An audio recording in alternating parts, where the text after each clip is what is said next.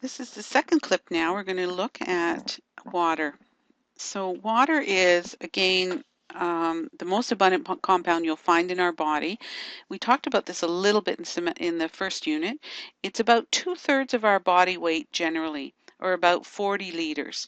So water makes up so many parts of our body. Our blood is 91% water. We have a number of other body fluids like lymphatic fluid, joint fluid. All of that is made of water. And of course, we are very dependent on water, and our survival, whether we have too much or too little, will alter homeostasis. And remember about homeostasis, we're trying to keep balance with everything. Body fluids are distributed in compartments, okay? And within the compartments there is ingredients. That's how I term it. But it's things like electrolytes and acids and bases and other particles that we need to move. And movement of water and electrolytes need to be regulated. We need to keep these compartments the same. Okay, so I generally draw, when I'm drawing on the board, I would draw this as the cell. Okay, this is the blood, and this would represent the interstitial fluid. So we have our ICF, which is inside the cell, and then we have our ECF is two parts. It is what's in our vessels, as well as our interstitial fluid. Interstitial means between, inter means between. So this is the fluid that sits between our cells. So if we had a number of cells like this, we would have a little bit of water floating around the cells, and that they sort of bathe inside of it.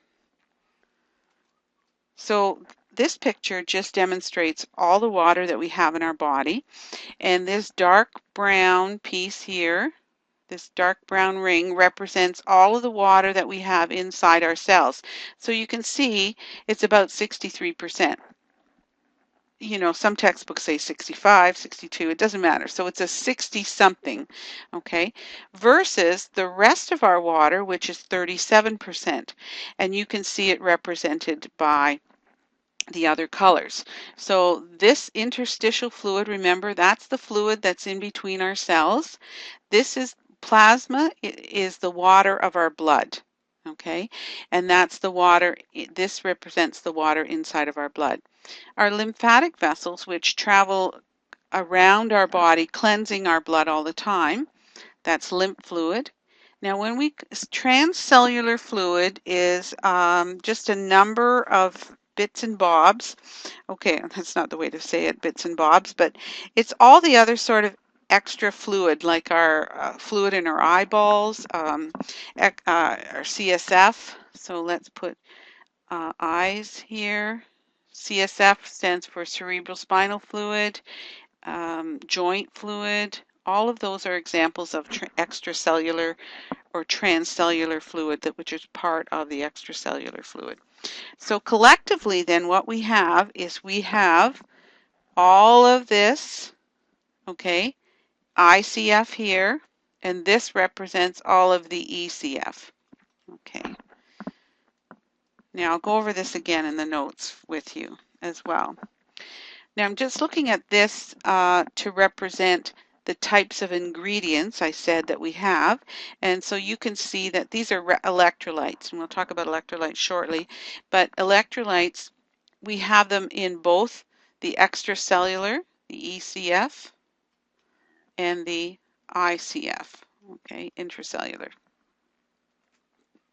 So let's review this again, okay? So intracellular, that's everything that's inside the cell. So inside the cell like this, and it's 63%.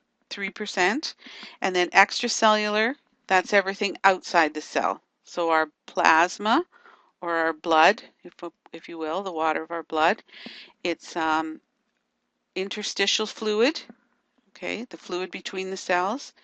And again, lymphatic fluid, we talked about that. We talked about transcellular fluid, which is all the other fluid that you'll find in our body, like a cerebral spinal fluid, your eyes, your joints, your glands, all of that. And that's sort of like a 60-40 split, as you can see there. Now, water has a number of functions, and those functions I've listed there. So this is what it does for us in the body.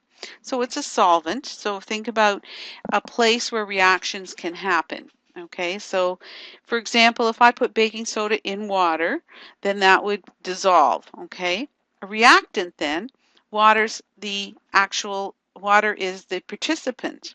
Okay, so for example, um, it changes things. So if I was busy and couldn't get to eat my breakfast and I threw my toast in the sink and all day long the water dripped upon it, the water has been added to the toast to change its structure forever. So a reactant. Temperature control. Water plays a major role in helping us maintain our temperature through perspiration. Of course, transportation. We need our blood and lymphatic fluids to move all the molecules around inside of our body, as well as a lubricant. Think about your saliva, the joint membrane, the membranes, the joint fluid that we have. Our body organs are all covered in a membrane, and they all have a little bit of water between those membranes so that they can slide around with each other. And as well, as I said, the interstitial fluid. So sources of intake and loss. So the most important thing is that generally your body tries to, what goes in needs to come out. So for all intents and purposes, what you take in by mouth will be put out as urine. Okay. We do get water other ways, like moist foods, metabolism. When we make ATP, we get some water. Most often, as I said, what you put in by mouth is put out by your kidneys. So if you drink 2 liters a day, you're probably voiding 2 liters a day, or should be. Other sources of loss, though, that we can't really measure as easily, of course, perspiration, and that would depend on the day, the kind of day we're having. If it's really warm out, it would also depend on the activity that you're doing. And of course, everybody's output via stool is different. It depends on your frequency. The more frequent you go, the looser the stool, the more water it has. The less frequently you go, the more time the bowel has a chance to reabsorb the water of the stool, and the harder the stool will be. There are obviously less obvious other ways, diffusion through our skin and when we breathe out. So if you're outside in a cold day, you can see you're losing water through your lungs through evaporation, but on a warm day, we don't really notice that.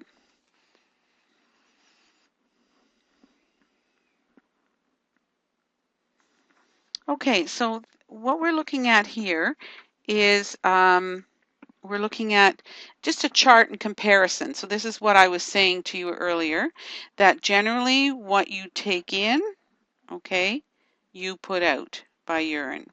The other variables, metabolism and moist foods are, as I said, variable, as well as what we lose in perspiration and stool and skin and lungs is variable. But generally, it usually balances out. That what we take in, we put out. So we have a homeostatic mechanism in control of water.